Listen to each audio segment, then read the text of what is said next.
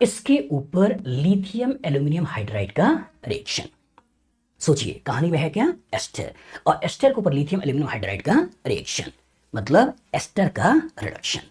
तो जब एस्टर का रिडक्शन करते हो तो कॉन्सेप्ट क्या होता है, कॉन्सेप्ट होता है कि लिथियम एल्यूमिनियम हाइड्राइड का हाइड्राइड इसके ऊपर अटैक करके इस बॉन्ड को तोड़ता है और सबसे पहले इसको एल्डिहाइड और अल्कोहल के रूप में इसको निकालता है और एल्डिहाइड का फर्दर रिडक्शन होते हुए उसको अल्कोहल में कन्वर्ट कर देता है।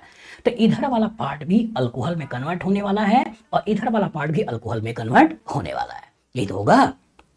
और ध्यान रखिएगा कि जब कभी कहानी में आपके पास किरदार एसिड हैलाइड हो, एसिड एनहाइड्राइड हो, कहानी में आपका एस्टर हो, कहानी में आपका एसिड हो और लिथियम एल्यूमिनियम हाइड्राइड का रिएक्शन करना हो तो इसी बॉन्ड को तोड़ना होता है और सबसे पहले इसको एल्डिहाइड में कन्वर्ट करना होता है और फिर से रिडक्शन करके इसको कॉरस्पॉन्डिंग अल्कोहल में कन्वर्ट करना है। मतलब ये जो आपका CO वाला पार्ट है ये CH2OH में कन्वर्ट हो जाएगा। तो दैट मीन्स जब इस पर्टिकुलर का रिडक्शन कराओगे तो इसी बॉन्ड को तोड़िएगा और जब बॉन्ड को तोड़िएगा तो इधर हो जाएगा CH2OH, इधर भी आपके पास ये CH2OH। तो इस पर्टिकुलर कार्बन को अगर ध्यान से देखो तो इस पर्टिकुलर कार्बन के कोरस्पॉन्डिंग आपको क्या दिखाई दे रहा है, CH2 और उसके आगे CH2OH। तो ये आपका CH2 आगे CH2OH ऐसे आपने बना दिया। इधर भी देखो तो CH2 यहाँ CH2OH, तो इसके कोरस्पॉन्डिंग CH2 ये CH2OH आपने ऐसे बना दिया। अब यहाँ पे क्या है, यहाँ पे CH2 और PH, इसके अंदर कोई चेंज नहीं है तो CH2PH आपने ऐसे बना दिया, ये बन गया। ये जो पर्टिकुलर कंपाउंड बन गया बेटा, ये कंपाउंड आपका सेकंड है।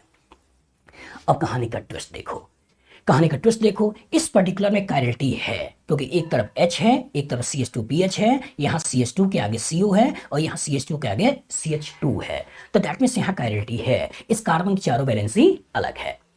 लेकिन जब आप इसका रिडक्शन करके ये बनाते हो तो इधर देखो CH2 CH2OH, इधर भी देखो CH2 CH2OH। तो दैट मीन्स इसकी कायरलिटी अब खत्म हो चुकी है और जब कायरलिटी खत्म हो चुकी है तो चाहे इसे प्लेन के बाहर दिखाएं, प्लेन के पीछे दिखाएं, प्लेन में दिखाएं, अब इसका कोई मतलब नहीं है। जब कायरलिटी होगी तब उसे ऊपर नीचे लिखने की जरूरत महसूस होती है क्योंकि स्टीरियोकेमिस्ट्री में बदलाव आएगा। लेकिन जब कायरलिटी नहीं है तो ऊपर नीचे लिखने की कोई जरूरत नहीं है, स्टीरियोकेमिस्ट्री में कोई बदलाव नहीं आएगा। तो आईटी ने सबसे पहले क्या किया कि आईटी ने सबसे पहले आपको साइक्लिक एस्टर के ऊपर रिडक्शन करा के कोरस्पॉन्डिंग अल्कोहल बना दिया। आईटी ने इस तरह का क्वेश्चन पास्ट में ही पूछा हुआ है, ठीक है। और इसी क्वेश्चन में यहाँ पे पीएच उन्होंने नहीं दिया था और यहाँ पे CH3 देकर क्वेश्चन को बना लिया था, लेकिन इस बार CH3 का एक हाइड्रोजन को हटाकर पीएच लगा दिया है और उसके बेसिस पे आगे क्वेश्चन करवा दिया है।